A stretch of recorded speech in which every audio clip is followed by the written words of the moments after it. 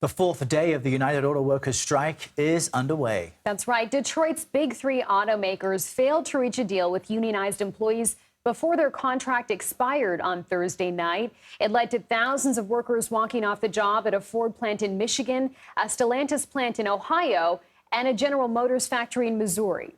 The UAW says the walkout could expand this week as Ford lays off 600 employees and General Motors threatens to follow suit.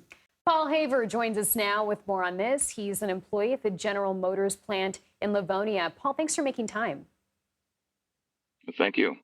So let's start with this. Do you and your fellow auto workers see these mass layoffs as a negotiation tactic? How is it going for you?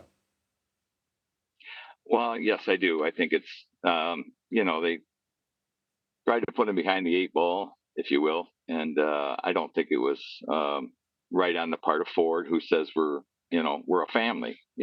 I hear that talked about on a regular basis, that we're a family and we take care of one another. I don't see that as a good gesture of bargaining in good faith on the part of the company. Talk to us more about that sense of like corporate culture, because you've been with your employer for decades and it's come to this. How have things changed over the years for you to make this necessary now? And what about that note of working for a family?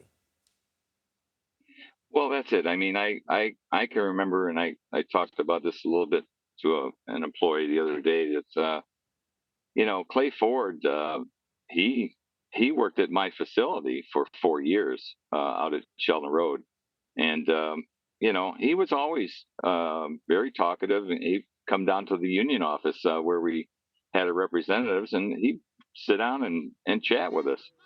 But like I said, I don't think that they've got the best interests of the members. The tier workers for a big part of that.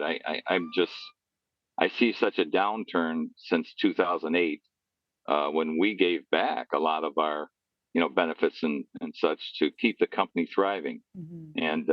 And look at where the company's at today because of some of the things that we did to keep them afloat.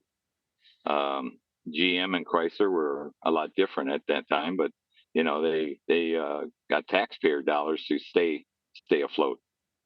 Ford Motor Company didn't take the funds from the government.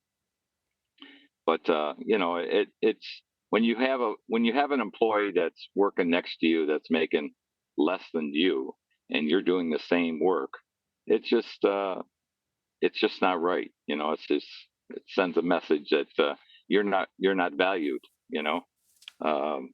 So we understand that I think the UAW is requesting a 40% salary increase. The latest from the companies is that they suggested a 20% raise that the UAW rejected.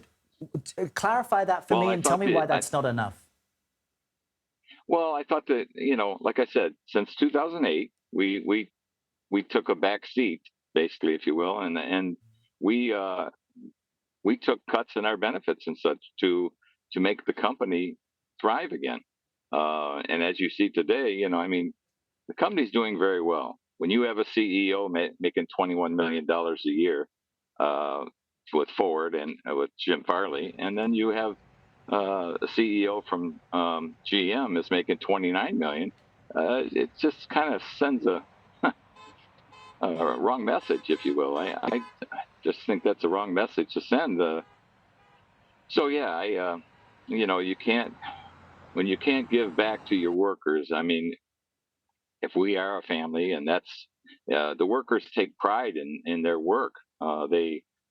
They're very quality conscious at my facility and the other facilities. I worked at four facilities since I transferred out of Sheldon Road, and quality was number one. That's what we cared about. Because if you don't put quality in your parts and your product that you put out, you're not going to sell that product, and that's where we're at. So I just, like I said again, I think they're doing an injustice to the tier workers, and I'm going to stand by them until this is so it's right.